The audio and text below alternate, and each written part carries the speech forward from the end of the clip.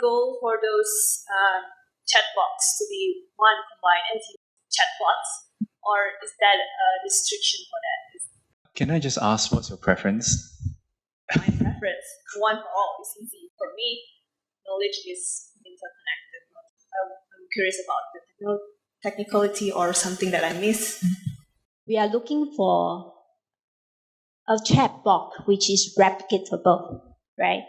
We are trying to integrate with the backend system, which is the NTU-Learn. Once we found a suitable one, right, we will look into how to integrate it so that they can be scaled out to the rest of the school so that all students will enjoy the same facility. I think you're asking for AGI, Artificial General Intelligence. That's the whole goal of the whole community of AI, because they're trying to get one AGI that can answer and know everything and answer everything that you want to ask, which I think is possible in the future, but not so now because of hallucination problem and a lot of other problems that come together with it. I'll just answer this from like a very operational perspective because we're deployed it. First of all, working with Anne and Jerome to try and make sure that we can access it from NTU Learn, which I think should be the way to go. It's in pilot stage right now, hence it's like off server. Second, we've deployed it for a class of 154 students right now. And already we are facing scaling issues. So we got to be really careful when you say you want to open it to the entire NTU community. Is there a need for one? I think what Leonard has actually shared in terms of RAG approach, right? One of the things is we want to increase the accuracy. And the way to increase the accuracy is to actually to feed it with information that's related to that particular course. So if that's actually really important to us, then maybe we have to really think about it in a slightly different way. At the back end, we have to have different data stores, and each of the data stores is related to the particular subject matter. And then at the front end could be similar. But although I don't know whether you appreciate what we have with Prof. Yoda, you know, it's like you have your own personality, your instructor personality there as well. So that might actually be really useful. I think one chatbot is a dream for a student or students, right? Because imagine having to access 5 different chatbots in 5 different courses, and they all behave differently. Coming from the teaching and learning perspective, I think how we design the chatbot or the generative AI to function, what is its purpose, seems to have an intent, right? And the way we kind of like introduce the chatbot as part of our course also comes with an intent, which means to say that it's part of a design for it to happen, for it to be accessed.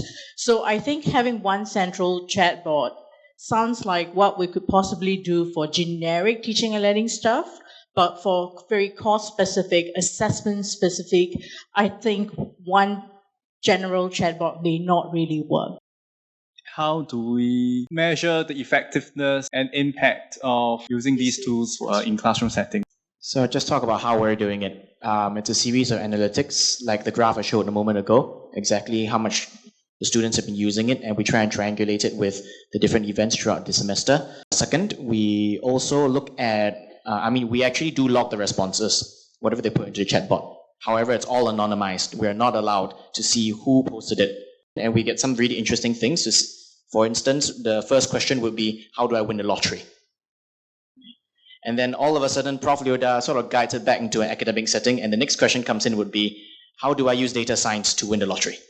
That's one way we qualitatively sort of like try and figure out whether the chatbot is really doing its job or whether it's just attracting nonsense inputs. Third, we actually use focus groups, and we aim to get a very balanced perspective as to how well the chatbot has actually impacted them in their studies for this particular course. Actually, this question is something that we're thinking about going forward as well. So we're hoping to build a student feedback system within Y to ensure the continual improvement of the prompt templates. The feedback function could indicate, for instance, the relevance of the feedback received, usefulness, clarity, and approachability of the feedback. And we also hope to build a mini writing community within the app where students can directly comment on each other. So the usage of the app in terms of the community as well as the use of the feedback function will be part of our data. But in addition, like Prof. Luda, we also have surveys and focus group discussions where students actually discuss the particular prompts they used, if that changed the direction or nudged them in a particular direction as they were working on the exploratory essay.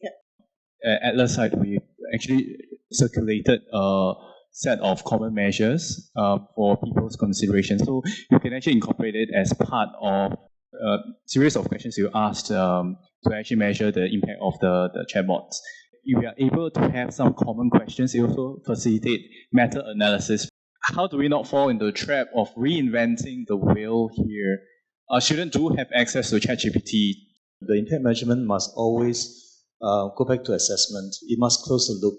So we always measure the impact based on the assessment. So the first thing is whether the student's grade go down. If using AI, the student grades don't go down, that's a good thing. The second thing is, can the grade go up? If the grade doesn't go up, then we look at the resources. Do we have less resources but maintain the grade down? That is very good. If you can have less resources and yet the grade go up, that is the best thing to happen. So one of the things that we do is we do have a process to make sure that whatever that we want to develop, we go through the thinking process of making sure that the cost effectiveness, the benefits of performance and so on is clearly articulated in the request. If that is clear, then we will be able to justify the resources put into that. And so, for example, let's say we want to develop a prescription simulator to teach the students to do proper prescription, because junior doctors, they always make prescription mistakes. So we want to have that system. But then to have that system, it has to be something similar to what they are using in the hospital. And if we want to employ that kind of system, it's going to be very expensive. And also, they usually don't have that kind of simulator built for the school, so we have to build it ourselves. We are, making sure that we're always ahead of time and ahead of the curve when it comes to what is available in Alex and what's not available in ChatGPT. I must also say that the whole purpose of designing Alex, in our experience, it isn't to function like ChatGPT in the first place, right? So it's to encourage collaboration with faculty. I don't know about falling into the trap, but we just finished marking our first set of CAs with Prof. Hilda. The responses from ChatGPT versus the responses from Prof. Hilda were very different. The guys who use ChatGPT definitely scored lower. During our focus group discussions, students did compare Y with ChatGPT, where they can actually freely prompt it. Students who used put the pre-designed prompts that we have in the app in ChatGPT, they actually said that that didn't really work for them, because the whole app is actually designed. The front end design actually accumulates all the user data, all their input, and so that customizes the feedback, something that they won't get in ChatGPT, and partly why it's especially necessary when we're guiding students in writing is because in ChatGPT, students actually get sort of information or factual information generated. They actually lose their own voice. They lose that sense of exploration, the sense of like, I have something special to say that this artificial intelligence will be inadequate to support me to replicate my thinking process. In Singapore, when we talk about AI, we're always very concerned with its effective use. And Australian and UK academics in particular were much more concerned with ethical usage of AI.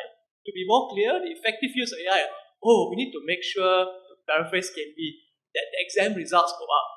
We need to make sure that it's effective use. Whereas the UK universities, for example, were very concerned about how interacting with this would lead to consequences in society, or data being used, mined by some of these companies, etc. There are really a lot of questions related to the use of AI beyond just measuring the effectiveness, their ethical use of it, their privacy, and so on. Ethical usage and so on eventually will have to come down from the top, because the policy of it has to be implemented and enforced by the management. Just now you mentioned whether the data will be steal by someone, all this kind of thing. I think we put in some guardrail over here. For example, so whether the PI data shall be used, right, inside the chat box, this kind of thing, there is a proper process. They will really check through whether it's really intended for that particular purpose or not. So that kind of guardrail we are putting in place. The other guardrail we are putting in place is that we are also building an enterprise environment. We make sure that our data is stored in our own tenant itself, rather than it's open in the wild, right? Allow people to see. So these are the things that we safeguard our data. When I first started this project, I was thinking all about effectiveness. It was all about the student. How do we help them? How do we help them? How do we help them? The IRB, however, was quite adamant that I follow a couple of rules to make sure that all responses are anonymized, everything is declared. So from an ethical standpoint, I deserve to spend a little bit more time, be introspective on how to more ethically use a chatbot. So you are perfectly right. I unfortunately have no questions. However, I think there are guardrails in place to make sure that PIs like myself don't do funny things. And I think Alvin has mentioned that we have a Governance for AI for Learning Ethics Committee, which he co-chairs with Wee Kiang. And we are in the final phase of actually coming out with the AI governance policy and procedure. Actually, we started a committee of practice on generative AI applications for both the teaching and also administrative side of the house. So, for example, Alan is one of the members as well. And everyone on this panel is actually on that particular committee. So if you're really interested, you really want to actually develop your own GenAI applications, I welcome you to actually join that particular committee of practice. If you are interested in testing out your own app and then you want some sponsorship, I think that we can get it from Inspire through the committee of practice as well.